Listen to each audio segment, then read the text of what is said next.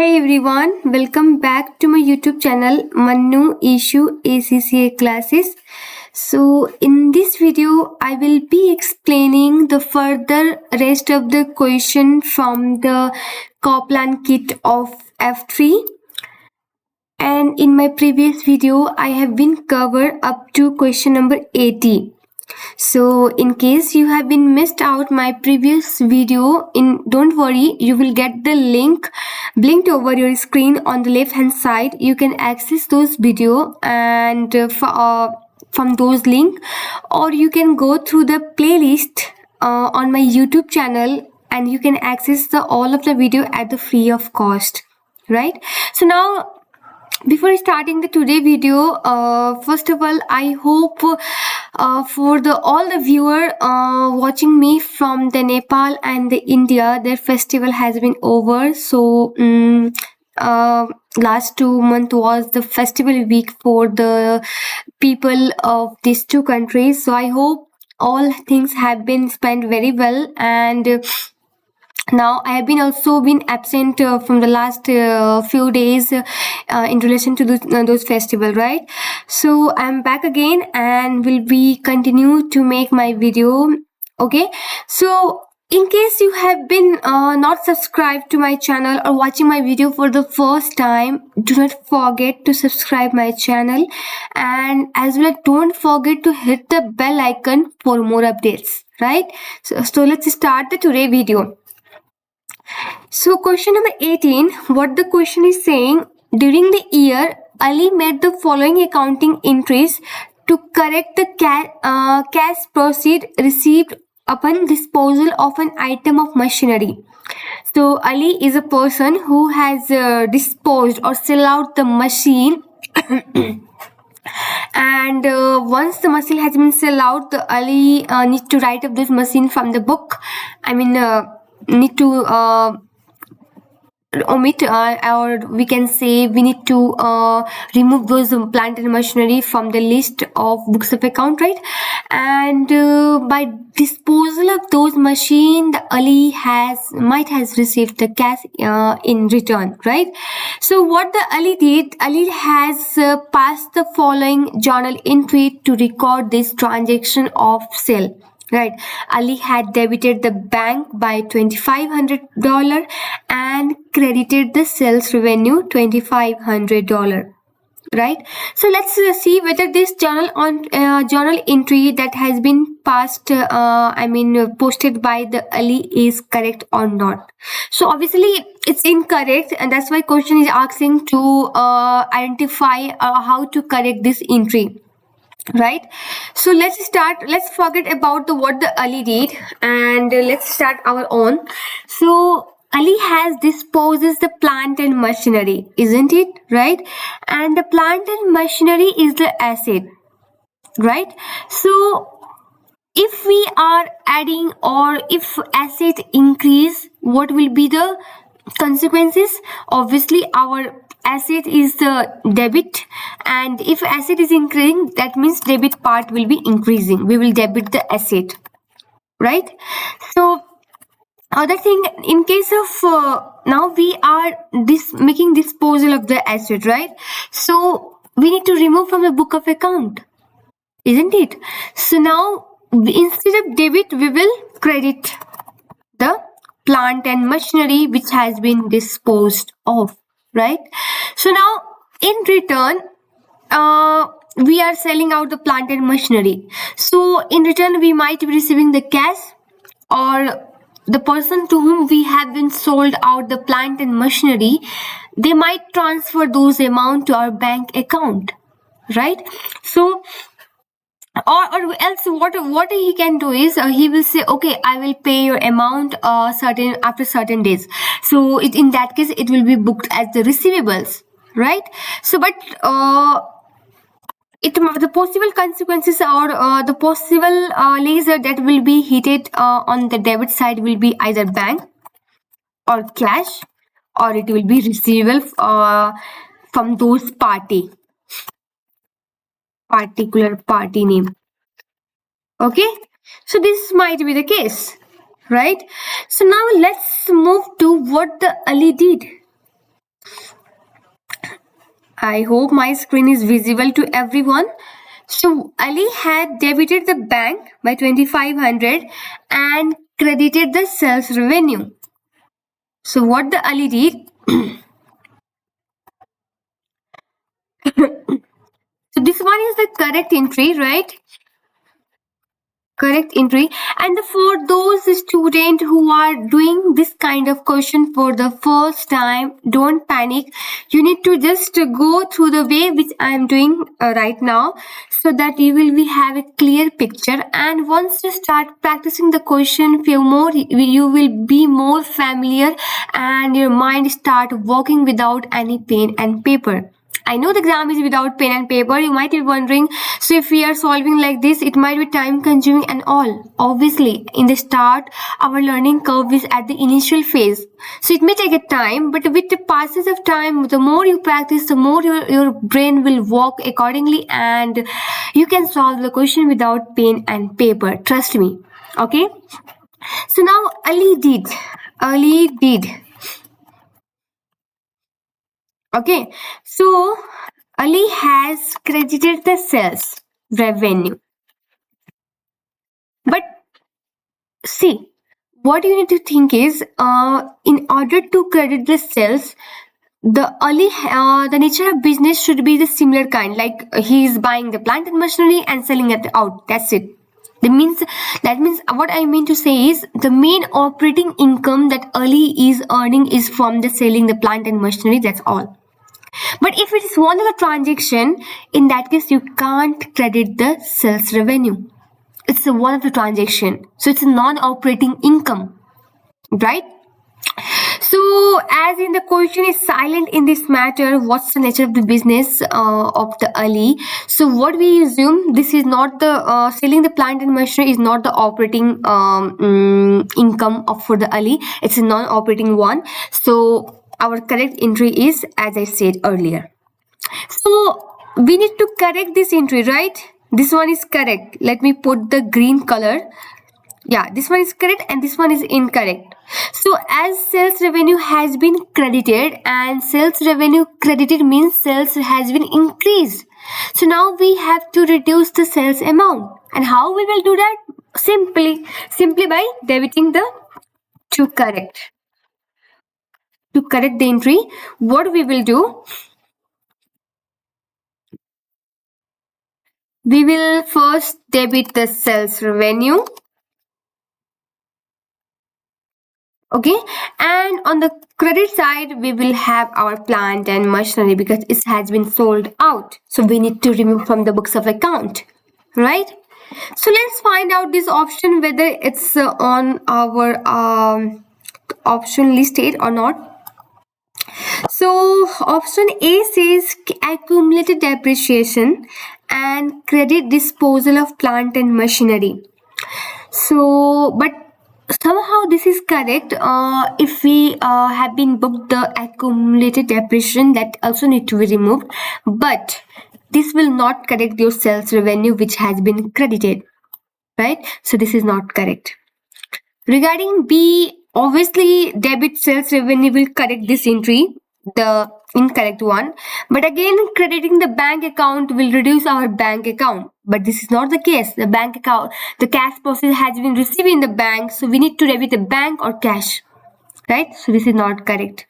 See, disposal of plant and machinery 2500 and they credit the machinery asset 2500. So when you are disposing of machine and your machine will reduce, means number of machine you are having currently reduce, and reducing the machinery means it should be on the credit side, not on the debit side, right? So only the option D is remaining, and this is what I had been explained in the sheet, right? So I hope this is clear to everyone. In case you have confusion, do let me know on the comment box, or you can text me the personal message as well. So now I am planning to also launch my WhatsApp channel. Soon I will be launching my channel and let you know through my social media ID. So hope you guys to join soon, and so that you can have a conversation very quickly, one-to-one basis, right? Okay, next question. Sorry. Parole is unsure of accounting entry required to account for the contra between the receivable and payable general ledger account for 1250. What journal entry is required to account correctly for the contra between receivable and the payable ledger account?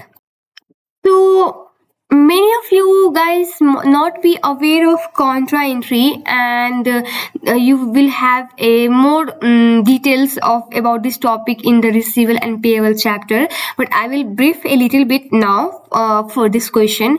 So basically contra means suppose I am a supplier and I am supplying the goods to your company, but at the same time I'm the customer buying other goods from your company. So what I mean to say, if other party is acting as both the customer as well as supplier, in that case you will be having a receivable and payable from the same person, right? So in that case what we need to do is we need to set up those amount. So if we are having a receivable of 500 and payable ledger of 1000, or suppose 500, so we will set up this amount. That means we don't need to pay 500 and supplier don't need to pay us 500, right? So this need to be set up, and how it will be set up? By passing for the contra entry, right? So this question is very straightforward, it's not complex. So basically parole is having receivable and payable ledger of 1250. Okay, so let's discuss over here. So receivable balance means it should be on the debit side, right? Because it's an asset. And your payable balance means your it means liability that you need to pay back, and it should be on the credit side, right? So now in case of Parul, what happened? She is having a receivable balance of 1250. Suppose let's suppose my name from Manu issue, Parul need to be receive amount of 1250, right? And I need to pay, and the same time Parul had to pay 1250 to me, right? So what entry the Parul need to be passed? So what Parul will do, first of all she need to reduce receivable balance, and in order to reduce receivable balance, what Parul need to do is to need to credit the receivable balance, because increasing receivable means we need to post the transaction on the debit side, and decreasing receivable means we need to post the transaction on the credit side, and similarly case for the payable as well, so it will be on the debit side. So overall transaction that need to be passed is payable debit 1250 and receivable credit by the amount 1250.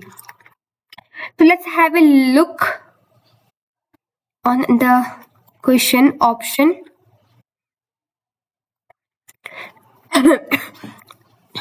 So first option say debit payable 1250 and credit receivable 1250, and this is exactly what I had explained right now. So this is the option. This one option is correct. Let's evaluate the other option as well.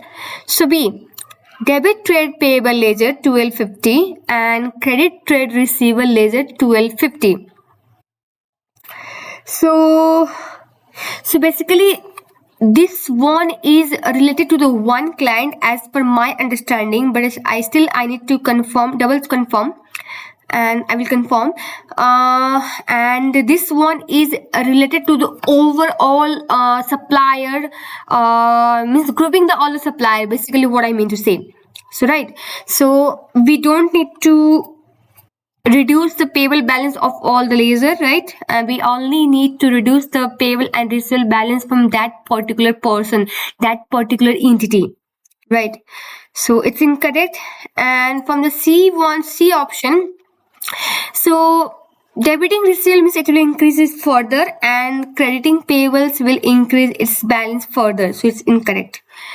And again, as I said, this one is same issue, but still I need to confirm. Just let me confirm. opposite. Basically, payables and receivable means the general one, and trade payables ledger and trade receivable ledger is specific for the client or the customers. And one more thing I got to know is that contra entry has been posted in the general ledger. So that's why option A was correct. Okay. So let's move to the other question. What journal entry is required to correctly account for depreciation charge for the year 3500 relating to the building? So option A says debit depreciation expense by 3500 and credit building by 3500. So basically depreciation is an expense that represent wear and tear of an asset over the period of time.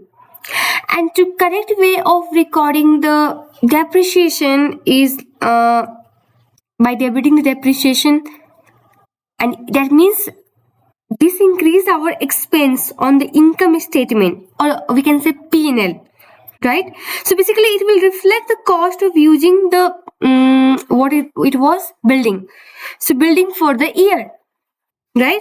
And on the same side, crediting accumulated depreciation, this will increase the accumulated depreciation on the balance sheet, reducing the carrying value of building without directly affecting the original cost of the asset, right? So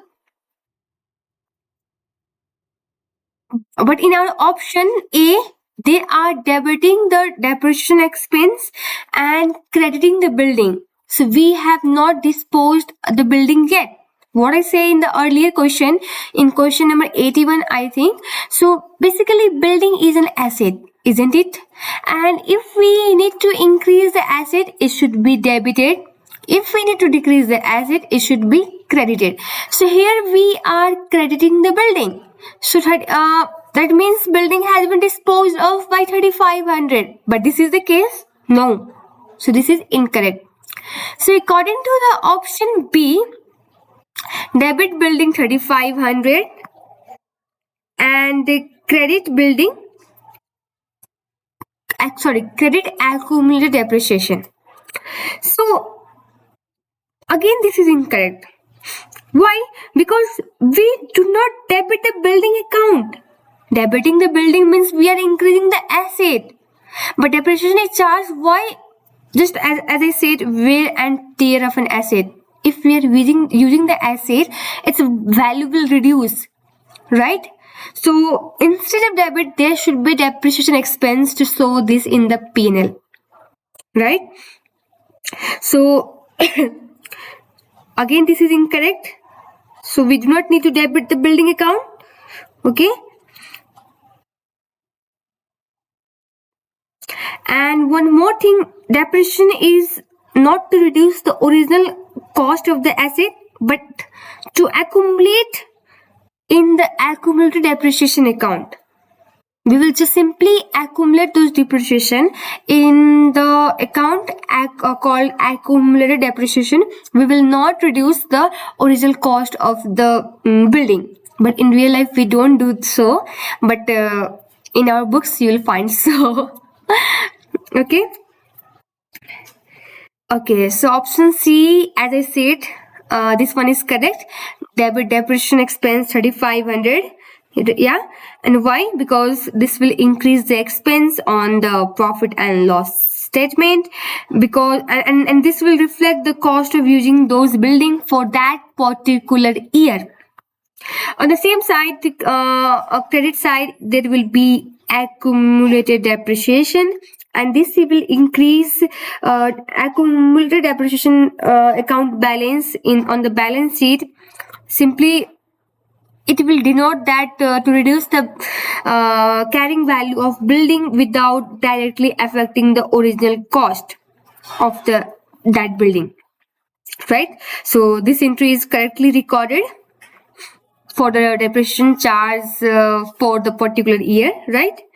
So what the option D says, debit accumulated depreciation and credit depreciation expense. So this is reverse entry of the corrected one, right? So depreciation expense should be debit.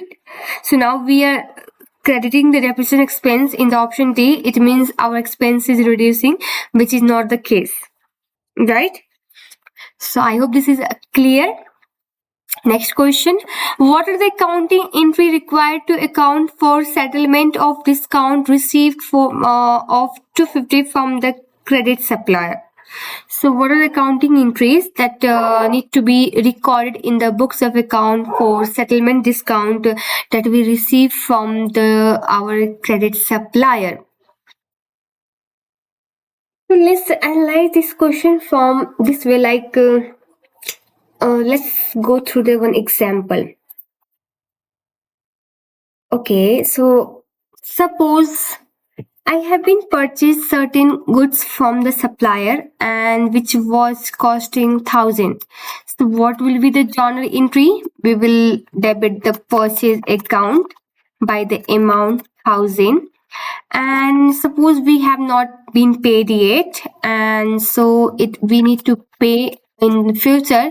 So we will have to hit the payable account by 1,000. But what the supplier said, if you will pay this amount within the next 10 days, I will provide you discount of 250. Right? So let's forget about this thing. We are working on this part, right? So what the supplier said? Okay, you will pay the amount of 1,000 to me in next 10 days.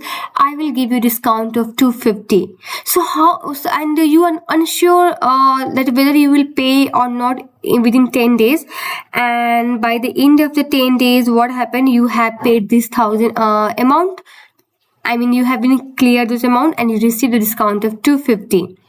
So you need to pay 1,000, right? But as you have given a discount of 250, so now what you need to pay is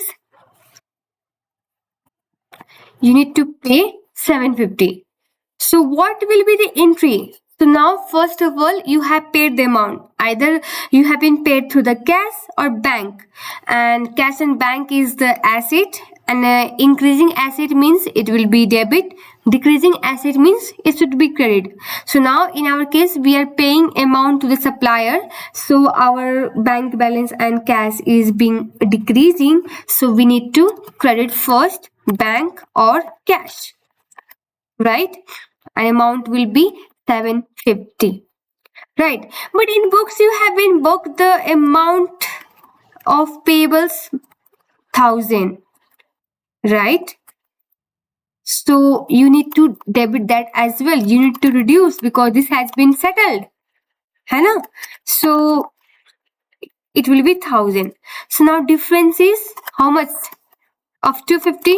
So it's a discount received, and 250 it will be booked as a income. Okay, not in the sales and revenue one. Okay. Okay, so similar, this is the case. The question has been asked. So they don't provide us the 1,000 amount. I have just been taken as example. So now if we will consider the 250, the 250 part has been included in the payable, right? So we will debit the payable and credit the receivable. Let's analyze the option, then we will figure out the correct option, right? So first one is debit discount received 250 and credit payable 250. And by doing so, what happened? Our payable balance is increasing further by 250, not reducing. Here we are getting the discount from the supplier, so it means our payable balance should be reduced by 250. Right? And in option A, our payable balance is increasing by 250 and discount received has been debited. It seems to be expense, right? So this is incorrect.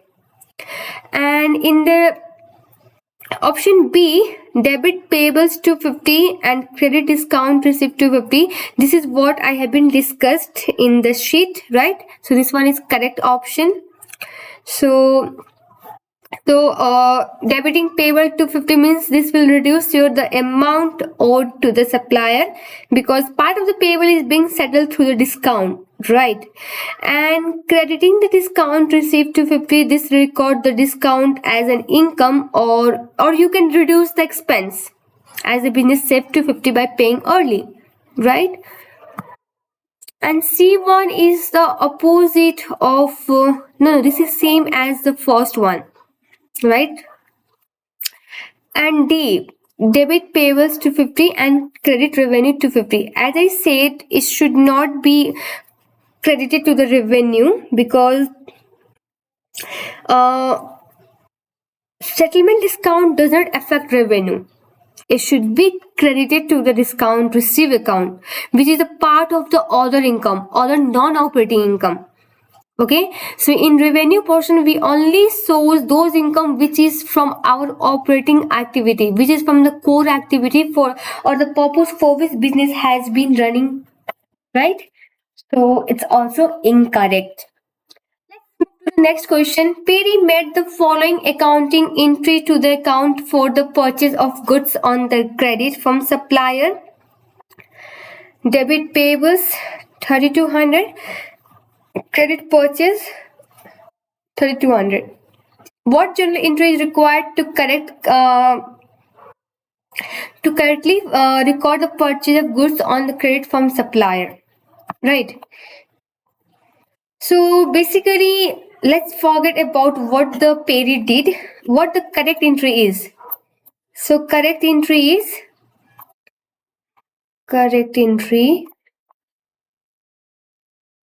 Just wait. What I can do is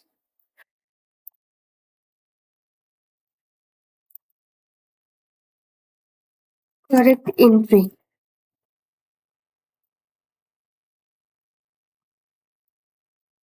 So we will debit. Perry has purchased goods on credit. So purchase account will be debit by the amount 3200 and credit will be payables 3200, right?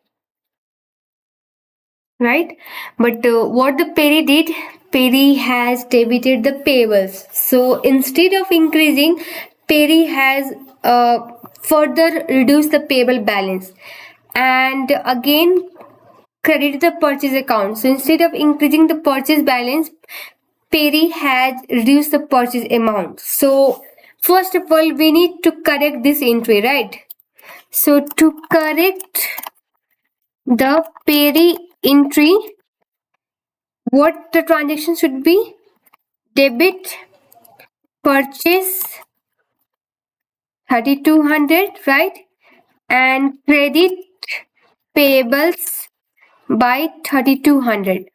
So this will only correct the this entry which has been passed by Perry. And now the correct entry to be posted, I mean correct entry to be posted. So it should be debit purchase 3200 and credit payables 3200, right? So now we need to merge these two entry, this one and this one. So merging this will give debit purchase 6400 and credit payable 6400. Okay, and why so? Because suppose my purchase balance was, suppose I am writing here, so my purchase ledger balance before passing the transaction entry by Perry, it was suppose 1000, no 10,000 suppose, and payables ledger balance was 10,000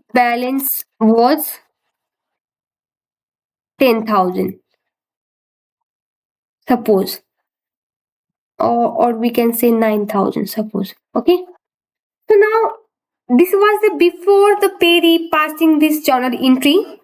Now Perry has posted this entry, right? So what will be my purchase ledger balance? So purchase ledger balance means expense one, and it should be on debit side. right? So increasing purchase means we need to post the transaction on the debit, but Peri has posted the transaction on the credit side, so it means our purchase balance will reduce by 3200. So from 10,000, if we will reduce the 3200, it will give the amount of 6800. So now our balance will be 6800, right? And your payables balance will be as again payable balance is credit should in order to increase the payable balance, it should be posted on the credit side, and if you want to reduce, it should be posted on the debit side. Perry has posted it on the debit side, so we need to reduce further, so it will give the 5800, right? So now if we will simply post the transaction purchase payable and purchase payable, we don't post the correct one. Simply to correct this transaction, we will post this. So what it will do, it will increase. This one is a balance after the Perry has posted the journal, right? So after correcting this entry, it will restore this balance to this one. Right. So we are debiting the purchase by 3200, means purchase account should be increased. So adding 6800 and 3200 will give 10,000. Similar case for the payable, adding this two will give 9,000. So it won't have, it will have a nil impact. Right. So in order to correct this entry, pass this entry, once again we need to post this transaction. So posting this will give our final balance of correct final balance of purchase and payable ledger account, right? So I hope this is clear. So this is one is tricky part. I know most of the students do this up to this, and they will leave the or they will forget to post the corrected entry one, and they're just gonna be take the option and get out from the exam hall, right? So this is not the correct. You need to think logically, right? And journal entry portion is very weak, I must say, because nowadays there are lots of software who used to post the transaction by their own. Few journal that we need to post it by ourselves, that's very few, and so most of the complex journal being posted by the software itself. So that's why if you are walking, you might see the journal entry portion of the most of the student or the employee is very weak, or basic accounting is very weak, right? So that's also why you need to think logically and try to do for the, especially for the beginners, try to do as I said. It will really help you to figure out the correct option, right? So what will be the correct answer? It will be option D. Right? Option A is incorrect because debit portion was correct, but the credit should not be receivable. It should be payables, right? And your B was also correct.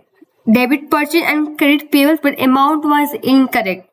Posting this means it will only correct the entry that has been posted by the payee. Okay, and again C is incorrect because credit portion is suspense, which is incorrect, right? And D1 is the correct answer, right? Let's move to the next question. Tao used the following balance to prepare the financial statement as at 30 April 20x3. So receivable, bank loan, drawing.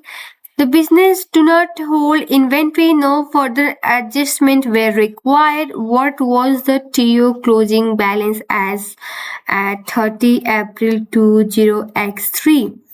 Right. Now let's start this question. What the question says, Tao used the following balance to prepare the balance sheet as at 30 April 20x3, and business currently do not hold any inventory, no further adjustment were required. So this one is the debit part and this one is the credit part, right? So I have done this question for you. Let's evaluate. So here is the question, right? And so revenue given was 22,000, Yeah, here. And the expense listed out is purchase 19,200. You can see here purchase amount, and the rent given is 5,400. Bank interest is 825, and heating and light expenses 4,475. So if we will add our total expense, will give us the total expense of 29,900. So now we first of all, to calculate the closing capital, let's note down the formula first.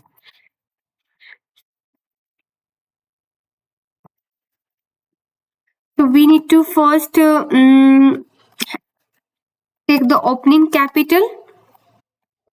Then we have to add if there is profit we will add, and in case of loss we will subtract.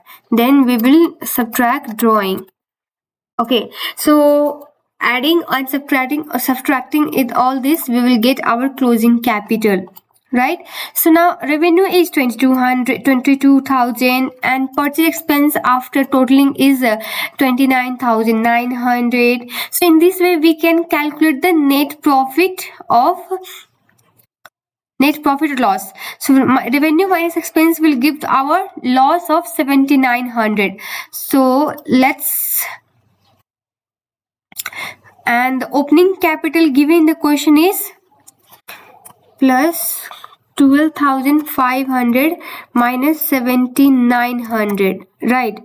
And what is the drawing amount? It's 4,100. So adding up all this give the closing capital of 500.